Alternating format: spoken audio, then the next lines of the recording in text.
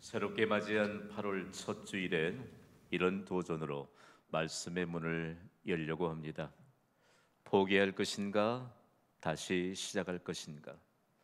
우리와 더불어 살아가고 있는 모든 현대인들은요, 한 사람도 위기의 시대를 살아가지 않는 사람이 없습니다. 아마 우리의 평생 동안 위기 없는 시대는 없을 것입니다. 그럼 우리 역시 위기 없는 인생도 없다는 사실을 기억해야 할 것입니다. 그렇다면 위기 앞에서 우리는 어떤 선택을 하고 있는 것일까요? 1997년 전 세계를 향해 충격을 던져준 사람이 있습니다. 다름이 아닌 하버드대 교수였던 폴 스폴츠라고 하는 이 사람이 그의 저서를 통해서 역경지수를 발표하면서 새로운 시대를 열어주었습니다. 그로 인하여 인류 역사에 등장하게 된 역경지수, 그리고 수많은 사람들이 주목하고 있는 역경지수는 과연 무엇일까요? 역경지수란 수많은 역경에도 굴복하지 않고 냉철한 현실 인식과 합리적인 판단을 바탕으로 끝까지 도전하여 목표를 성취하는 능력을 말합니다. 그는 자신의 저서를 통해서 역경지수를 발표하면서 참으로 귀중한 도전에 관한 내용들을 펼쳐갔거든요. 우리의 익숙해 있는 상식을 깨뜨리시면서 그는 이와 같은 내용을 정말 힘주어 강조했습니다. 지능지수인 IQ 또는 감성지수인 EQ보다 역경지수인 AQ가 높은 사람이 성공하는 시대가 될 것이다 라고 예언적인 발표를 했지요. 여러분, 역경지수가 높은 사람은 역경을 만나도 피하지 않습니다. 역경지수가 높은 사람은 오히려 모든 역경을 뛰어넘어서 승리의 기회로 바꾸어 냅니다. 폴 스토츠 교수가 역경지수를 발표한 이후에 미국의 한 일간지에서 역대 미국 대통령들의 직무 능력을 종합 평가했습니다. 그 결과가요, 참으로 놀랍습니다. 1위는요 링컨이 차지하게 되었고, 2위는 루즈벨트가 차지하게 됐고, 3위는 워싱턴, 그리고 4위가 제퍼슨이었습니다. 실제적으로 이 네 사람은 대통령 재임 시절에 미국의 위기를 승리의 기회로 바꾸어 놓았던 사람들이거든요. 이 네 사람이 가장 역경 지수가 높은 미국의 역대 대통령들이었다. 놀랍게도 이들이 모두 신실한 그리스도인이었다는 사실들을 새롭게 알기 시작했습니다. 그들은 모두 하나님의 말씀을 따라 살면서 모든 역경을 뛰어넘고 승리를 바꾸어 놓은 역사적인 인물이 되었지요. 그들을 통해서 고백된 이 경험이요, 놀랍습니다. 공통적으로 경험된 고백인데, 다름이 아닌 하나님의 말씀을 신뢰하는 믿음이 나로 하여금 모든 역경을 이기게 했다라고 그들이 공통적으로 고백했거든요. 실제적으로 이 네 사람의 이와 같은 업적을 기념하기 위해서 미국의 사우스다코타주의 러시모아 마운틴에 가면 화가맘에 이 네 사람의 조각을 해놓고 조각상을 통해서 계속적으로 깨우쳐주고 있습니다. 실제적으로 제가 미국의 여러 유적지들을 돌아보는데 러시모아 산처럼 이 네 사람을 조각해 놓은 조각상처럼 부모가 자녀의 손을 붙잡고 방문하는 곳이 드물 정도로 많은 사람들이 이곳을 찾습니다. 저도 사진을 겨우 찍어주면서 제 얼굴은 안 보입니다. 우리 아이들이 어릴 때인데, 중요한 내용은요, 하나님께서 오늘 우리에게 역경지수가 높은 사람들을 통해서 이 시대를 다시 성공에 관한 개념들을 바꿔놓을 것인데, 저는 참으로 놀라운 것은 하나님의 말씀이 기록된 성경은요, 역경지수가 높은 사람들을 통해서 하나님이 이미 위기를 뛰어넘어 성공으로 바꾸게 하시는 이 역사를 빼곡하게 기록해 놓았더라고요. 우리가 경험해 본 선지자들을 구약 성경에서 많이 만나잖아요. 구약 성경에서 활동했던 선지자 가운데 역경지수가 가장 높았던 사람이 바로 예레미야가 틀림없을 것입니다. 구약 시대에 등장했던 예레미야 선지자에게는 별명이 하나 붙어 있습니다. 여러분, 어떤 별명으로 기억하고 있습니까? 눈물의 선지자라고 하는 별명이 붙은 선지자로 기억하고 있습니다. 베냐민 지파 출신이고 그리고 아나돗의 제사장인 힐기야의 아들이 바로 예레미야라고 하는 것을 성경을 통해서 우리가 소개를 받게 되지요. 자, 아나돗은 예루살렘으로부터 약 5km 정도 미터밖에 떨어지지 않았습니다. 지금도 현재 가보면 예루살렘과 5km 떨어진 곳은 사실상 예루살렘의 변두리지요. 그래서 지금 거기는 장벽이 쳐져 있습니다. 무엇 때문이지요? 팔레스틴 정부에서 관할하고 있기 때문입니다. 제가 굳이 아나돗을 소개하는 것은 오늘 말씀을 우리가 함께 이해하게 될 때 예레미야 선지자의 행적은 역사적인 사실이기 때문입니다. 아나돗에서 5km 떨어진 예루살렘을 중심으로 하나님의 말씀을 선포했던 예레미야 선지자, 그는 왜 하나님의 말씀을 선포하면서 눈물을 흘렸을까요? 유다 백성들이 하나님이 그들에게 예배하는 백성으로, 그리고 예배하면서 세계 모든 만방에 하나님의 이름을 선포하도록 그들을 선택된 백성을 삼으셨는데 가장 중요한 예배를 잃어버렸기 때문입니다. 여러분, 예배를 잃어버린 채 살아가는 사람들은 반드시 하나님의 진노가 임하고 심판은 받는다는 사실을 여러분 아십니까? 그렇기 때문에 예레미야 선지자가 예배를 잃어버린 유다 백성들을 향해 하나님의 말씀을 선포하면서 하나님은 지극히 공의로우신 분이십니다. 공의로우신 분이시기 때문에 예배를 잃어버린 채 죄를 범하며 살아가는 자기 백성마저도 심판해야 한다. 이 메시지를 전하는데 눈물이 범벅이 된 것입니다. 오늘 이 예배를 섬기는 삼부 예배자 여러분, 하나님은 공의로우신 분이에요. 그러나 우리가 하나님께 드리는 예배를 통해서 얼마나 풍성한 은혜 그리고 세상이 줄 수 없는 복을 받아 누리며 살게 하는지 모릅니다. 이 하나님의 경고의 말씀을 선포하는 예레미야가 눈물 범벅이 되어서 계속적으로 하나님의 말씀을 선포하는데, 예레미야가 몇 년 동안이나 선지자로 활동했을까? 40년 동안 선지자로 활동을 했습니다. 이때의 유다 왕국의 마지막 통치자였던 5사람의 통치자가 재임하던 시절에 예레미야 선지자가 하나님의 말씀을 선포했거든요.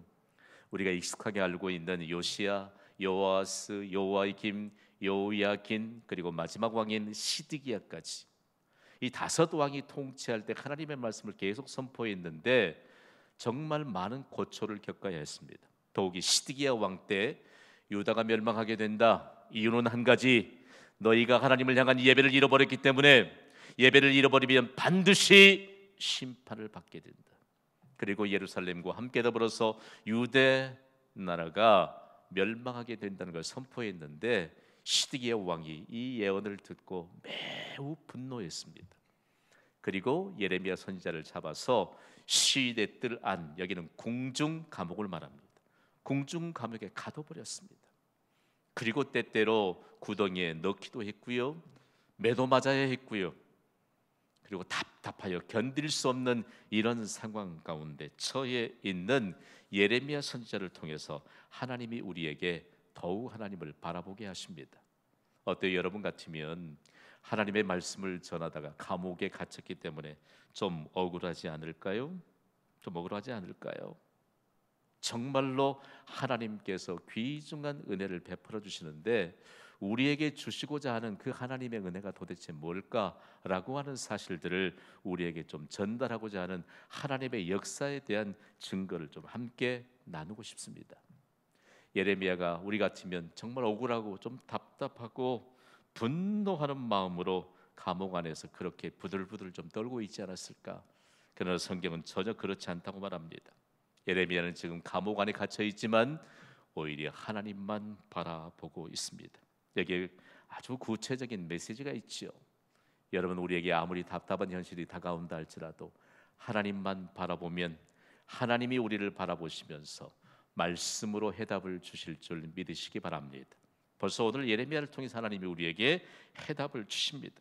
하나님은 예레미야에게 계속적으로 말씀하시는데 거기에 관한 구체적인 메시지가 바로 다름 아닌 하나님 앞에서 다시 시작하라는 말씀입니다. 그런데 이 다시 시작하라는 메시지를 오늘 본문 3절에 아주 의미 깊게 그리고 폭넓게 담아 두셨습니다. 오늘 본문은 예레미야 33장 3절 말씀을 함께 읽습니다. 시작. 너는 내게 부르짖으라. 내가 내게 응답하겠고 내가 알지 못하는 크고 은밀한 일을 내게 보이리라. 아멘. 오늘 이 말씀을 좀 받아야 돼요. 우리 한국교회 성도님들께는 마치 표호처럼 구호처럼 이 말씀을 암송하고 있는지 모릅니다. 하나님 앞에 다시 시작하는 것은 무엇일까? 하나님께 부르짖는 것입니다. 너무 쉬워요? 하나님께 부르짖기만 하면 되니까 너무 쉬울까요? 쉬운 차원이 아니고요. 하나님은 믿음의 차원에 대해서 말씀하고 있습니다. 제가 부르짖으라 라고 선포하면 여러분은 기도로 다시 시작하라고 크게 외쳐주세요. 부르짖으라. 아멘. 부르짖으라는 하나님의 강력한 명령에는요, 놀랍도록 가장 중요한 기도의 3대 요소가 담겨 있습니다.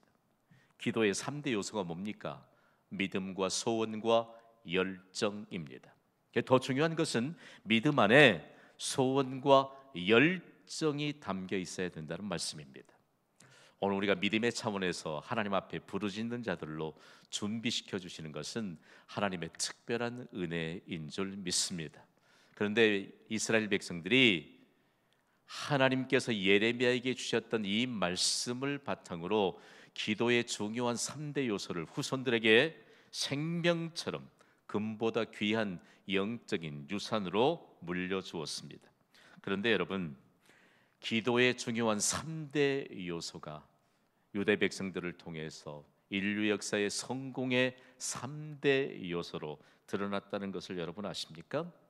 오늘 하나님의 경고의 말씀을 선포하는 예레미야, 그리고 하나님께 예배를 잃어버린 채 경고의 말씀을 드리려고 하지 않는 유대 백성들 사이에 엄청나게 큰 차이가 갭이 있습니다. 간격이 있습니다.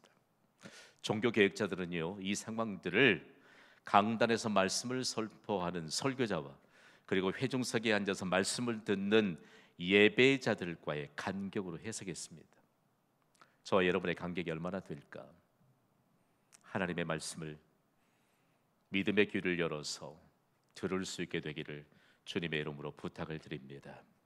그리고 하나님께 부르짖으라고 하는 이 말씀을 함께 받으면서 기도의 중요한 3대 요소를 우리의 가슴판에 새기시고 믿음과 소원과 열정으로 하나님께 부르짖는 자들 되시기를 주님의 이름으로 부탁을 드립니다.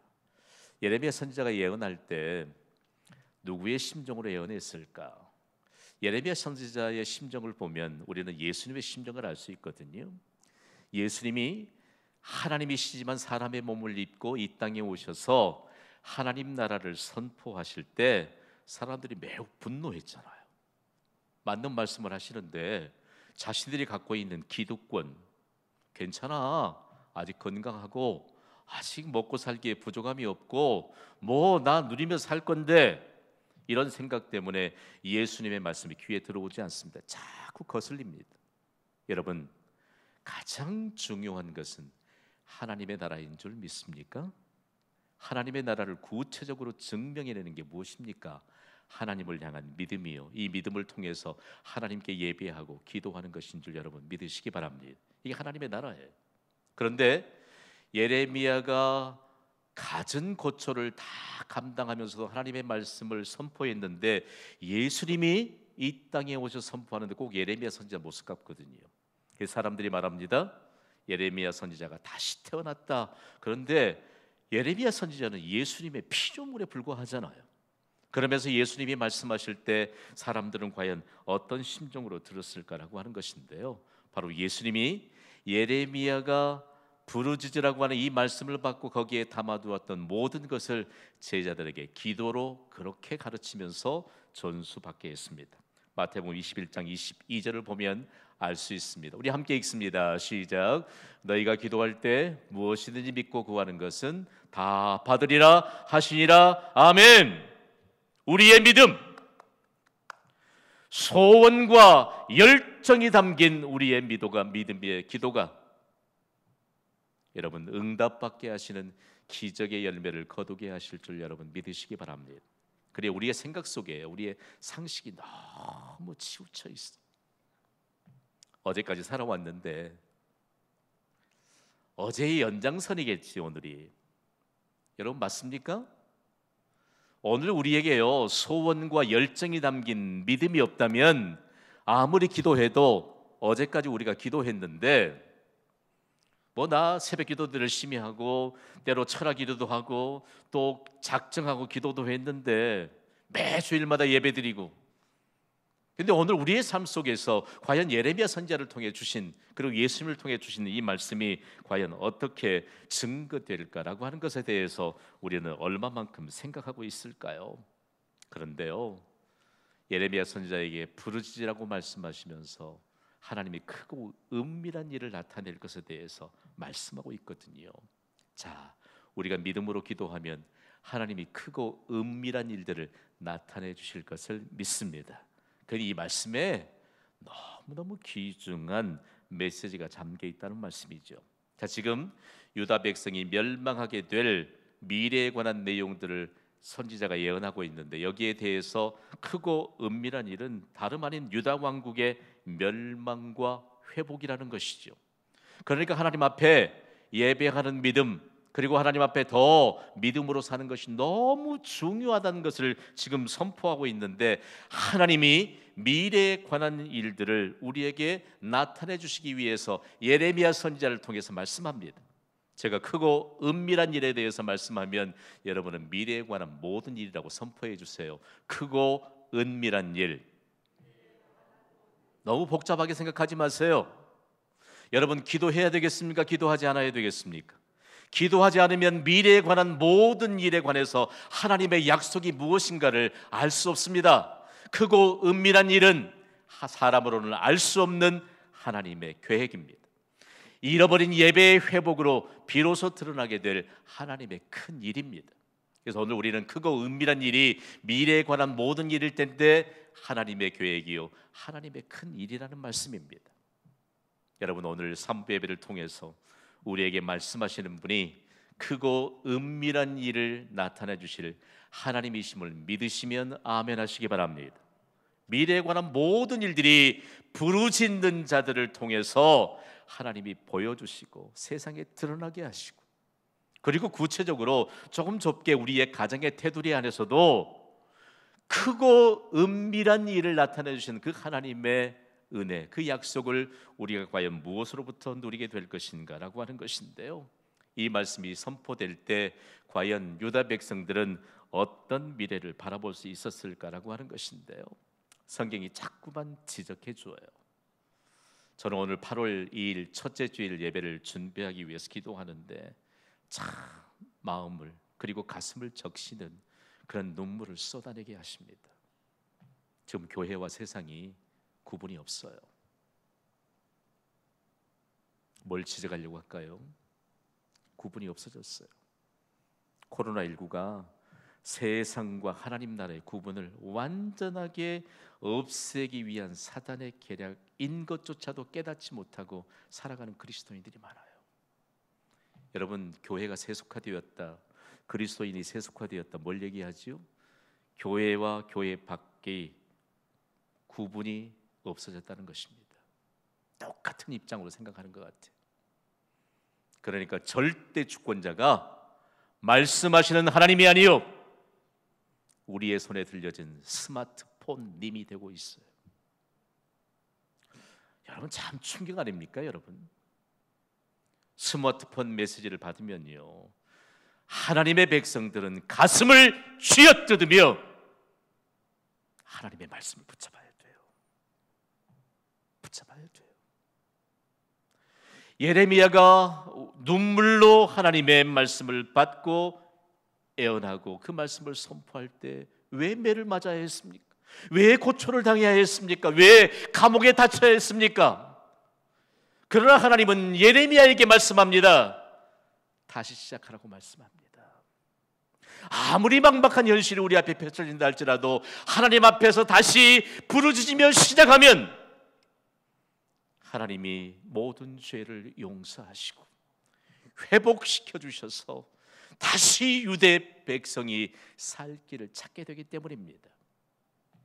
우리의 가정에 속해 있는 우리의 가족들, 내가 예레미야처럼 하나님 앞에서 부르짖어 다시 시작하면 하나님 앞에 예배를 잃어버리고 살았던 인생들, 하나님 앞에 하나님의 말씀 붙잡고 살지 못함으로 죄와 허물을 남기는 그 길을 갈았던 모든 것마저도 하나님이 다시 시작할 수 있는 기회를 주시겠다고 말씀합니다. 그렇다면 예레미야가 부르짖을 때 크고 은밀한 일을 나타내 주신다고 했는데 과연 유대 백성들은 어떤 은혜를 입게 되는 것일까요? 하나님이요, 그냥 진노를 받게 될 것이고 멸망하게 될 것이다. 그러나 하나님이 죄의 용서함과 동시에 이 성읍을 치료하며 낫게 하리라고 말씀합니다. 오늘 본문 6절입니다. 6절을 우리 함께 읽습니다. 시작. 그러나 보라, 내가 이 성읍을 치료하며 고쳐 낫게 하고 평안과 진실이 풍성함을 그들에게 나타낼 것이며. 아멘. 하나님 앞에 다시 시작하면 하나님이 죄를 용서해 주시겠다. 그런데 여러분, 이 말씀이 결국은 유대 백성들이 깨우치지 못해서 바벨론에게 멸망을 당하잖아요. 멸망을 당해요. 이때 참 역사를 더듬어 보면 성경은 잠깐 소개하고 있지만 예루살렘 성 안에 있는 자들이 하나님의 성전이 웅장하게 서 있으니까 하나님께 예배를 다 잃어버리고 기도하는 것도 다 잃어버린 채 삽니다.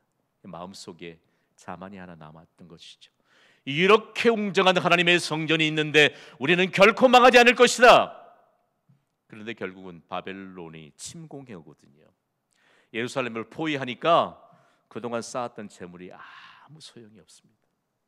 그동안 건강하고 그리고 자신이 누렸던 모든 영광이 다 사라져 버립니다.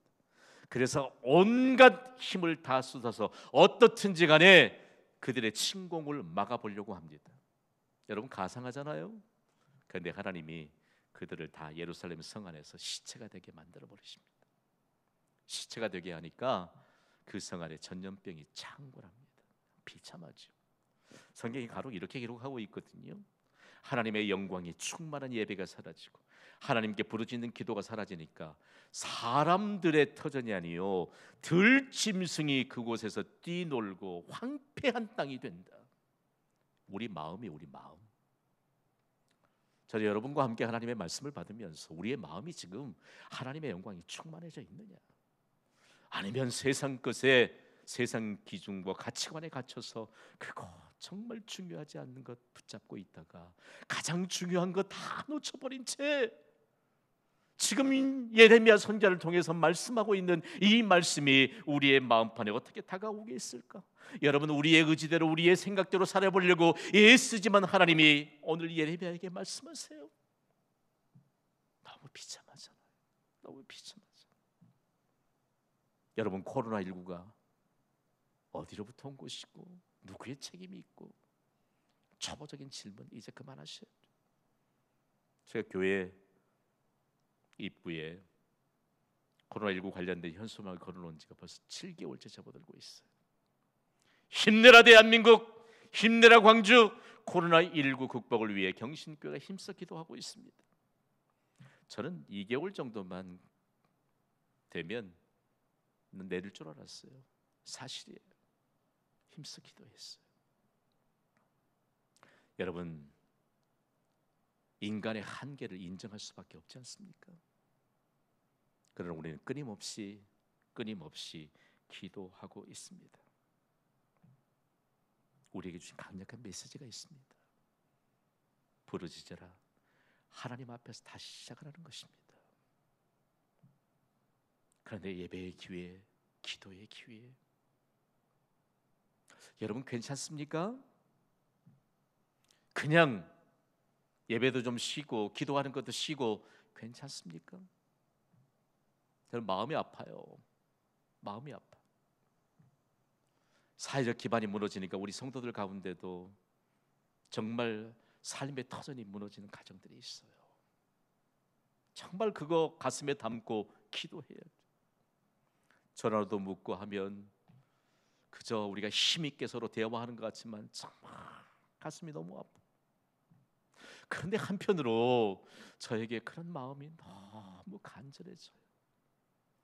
우리 하나님 앞에 다시 시작하면 되는데, 우리 하나님 앞에 부르짖어 다시 시작하면 되는데, 같이 기도했으면. 여러분, 코로나19가 반드시 소멸되는 때가 올 줄 믿습니다. 그런데 하나님의 백성인 우리가 이 일들로 인하여 믿음의 기반마저도 무너지고 있을 때 너희는 과연 뭐 했느냐? 뭐 했느냐? 하나님의 물음 앞에 우리 어떻게 대답할 수 있을까요? 예레미야 선지자가 이처럼 하나님 앞에 부르짖을 때, 다시 시작하라고 하는 이 메시지를 붙들 때 유대 백성들이 멸망했습니다. 하나님의 영광이 떠나고 그들이 가졌던 물질, 그들이 가졌던 건강, 명예 다 소용없이 포로가 돼서 70년을 살았습니다. 그때 그들에게 소망이 예레미야 선지자가 울면서 말씀을 선포하며 받았던 그 말씀이 유일한 소망이었습니다. 너는 내게 부르짖으라. 믿음과 소원과 열정이 담긴 기도를 하나님께 드리면서 다시 시작하라. 예레미야가 흘렸던 눈물이 그들에게 70년 동안 눈물이 됐어요. 오늘 저는 예배를 섬기면서 여러분과 함께 하나님께서 우리에게 주신 모든 것, 여러분, 우리 건강도 잃을 수 있어요. 그러나 하나님 앞에 매일매일 매 순간 우리는 다시 시작할 수 있는 기회를 특권으로 받은 줄 믿으시면 아멘 하시기 바랍니다. 저에게 사람들이 그래요. 김 목사, 당신 참 건강하게 뵌다고. 건강 타고난 사람이 어디 있대요, 세상에. 하루 마감하다 보면 시력도 좋고 그렇잖아요. 떨어지고 에너지도 떨어지고, 너무 막중한 이와 같은 무게감이 다가오게 되면 견딜 수가 없어요. 그럴 때마다 가장 먼저 떠오르게 하는 것은 위기 때에도 평상시에도 예레미야 선지처럼 부르짖는 믿음의 동역자들을 떠올리면 금방 힘을 얻어요. 우리 물질 좀 잃어버릴 수 있어요. 그러나 하나님은 언제나 하나님 앞에서 다시 시작하라고 말씀합니다. 여러분, 하나님 앞에선 다시 시작하는 자들에게 기적의 열매는 언제든지 거둘 수 있음을 믿으시면 아멘 하시기 바랍니다. 우리가 한 일이 아니요 하나님이 일하시기 때문이라는 말씀입니다. 다음으로 예레미야 선지자에게 하나님은 이렇게 크고 임밀한 일에 대해서 말씀하세요. 다 함께 선포하시죠. 다시 회복되리라. 오늘 본문 9절을 보면요, 이렇게 상세하게 말씀하세요. 우리 힘있게 읽어보시죠. 시작. 이 생업이 세계 열방 앞에서 나의 기쁜 이름이 될 것이며 찬송과 영광이 될 것이요, 그들은 내가 이 백성에게 베푼 모든 복을 들을 것이요, 내가 이 성읍에 베푼 모든 복과 모든 평안으로 말미암아 두려워하며 떨리라. 아멘. 하나님의 약속입니다. 그런데 예레미야 선지자의 눈물 어린 그 경고의 말씀을 듣지 못했던 유대 백성들이 하나님이 베풀어 주실 모든 복을 누리지 못했습니다. 받지 못했어요. 그래 갈급하지요. 여러분, 우리는 세상 경영의 방침을 따르지 않습니다. 우리에게는 하나님의 경영이 있는 줄 믿으시면 아멘 하시기 바랍니다. 하나님이 베푸신 모든 복을 받아 누리지 못하니까 정말 그 일생을 사는 가운데 이런 은혜의 기회를 다 잃어버린 것이, 마지막에 보세요. 모든 복과 모든 평안으로 말미암아 이방의 모든 나라들이 두려워 떨리라. 하나님이 베푸신 모든 복과 모든 평안을 받아 누리지 못하니까 오히려 하나님 없는 이방 나라의 포로가 되고 말잖아요. 그러나 오늘 우리가 살아가는 이 시대에 우리가 부르짖어 크고 은밀한 일을 나타내 주시는 하나님의 모든 벽과 하나님의 평안을 우리가 누린다면 세상이 두려워하며 떨게 될 것입니다. 제게는 자긍심이 있습니다. 모두 다 위기에 있다라고 말하지만 부르짖어 기도하는 경신교회를 통해서 하나님이 베푸신 모든 복을 우리 귀한 동역자들과 함께 평안을 더해 주셔서 누리게 하시는 은혜가 있을 줄 믿으시기 바랍니다. 오늘 누려야 돼요. 오늘 받아야 돼요. 여러분, 오늘부터 우리가 과연 무엇을 해야 할 것인가? 많은 분들이요, 가장 중요한 것을 포기하면서도 내가 가장 중요한 것을 포기했다는 것을 몰라요. 가장 중요한 믿음, 가장 중요한 예배, 가장 중요한 기도, 가장 중요한 하나님의 나라를, 실상을 포기하면서 우리가 붙잡고 있는 것이 무엇입니까, 여러분? 하나님이 오늘 우리에게 결론적으로 이렇게 말씀하세요. 다 함께 선포하겠습니다. 시작. 하나님 앞에서 다시 시작하라. 아멘. 하나님 앞에 다시 시작하면 돼요. 지난 전반기에 사실상 교회의 모든 사역들이 중단되었습니다. 전 세계적으로 사회적 기반도 무너졌고 덩달아 우리의 삶의 기반도 무너졌습니다. 위기 이미 틀림없습니다. 그러나 경신교회는 말씀과 기도를 바탕으로 새로운 시작, 새로운 기적을 선포하면서 후반기를 활짝 열었잖아요. 그런데 웬걸요? 후반기 시작인 7월부터 한 달 동안 내내 이곳에 코로나19 바이러스가 침투되고 창궐해서 사회적 거리두기 2단계로 인해서 우리는 모든 것을 또 한 번 이전보다 더 답답할 만큼 치료를 보내야 했습니다. 그런데 여러분, 우리는 포기하지 않고 하나님 앞에서 다시 시작할 것을 선포합니다. 그동안 거듭 연기되었던 후반기 사역을 위한 특별 새벽 기도회가 내일 새벽부터 시작이 됩니다. 이번 한 주간 지나면 더 이상 의미가 없는 특별 새벽 기도회입니다. 여러분, 후반기 사역에 관한 모든 것을 하나님 앞에 맡겨드리고 우리의 개인과 가정에 관한 모든 위기를 다 하나님 앞에 맡겨드리며 기도로 위기를 돌파하면 기적의 길을 걷게 하시는 은혜가 임하게 될 줄 믿습니다. 새벽 기도의 모범을 보여주시고 세우셨던 예수님이 제자들에게 요한복음 14장을 통해서 이렇게 말씀하셨거든요. 읽습니다. 시작. 내 이름으로 무엇이든지 내게 구하면 내가 행하리라. 아멘. 자, 우리는 언제 기도하고 있을까? 오늘 좀 초보적인 질문과 좀 답을 받았으면 좋겠어요. 우리 교회가 작은 공동체일 때 새벽 기도의 영성으로 교회를 세우고 가정을 세우고 사역의 바탕을 펼치면서 기적의 터전을 일구었습니다. 제가 그때 여러분과 함께 정말 기도에 관한 내용들을 요일별로 아주 쉽게 그리고 잘 기억할 수 있도록 정리해둔 거 기억나세요? 제가 오늘 띄울게요. 월요일은 하면 오늘 영상으로 예배드리는 분들도 원래 기도하는 날 여기 크게 선포해 주세요. 다 준비되셨나요?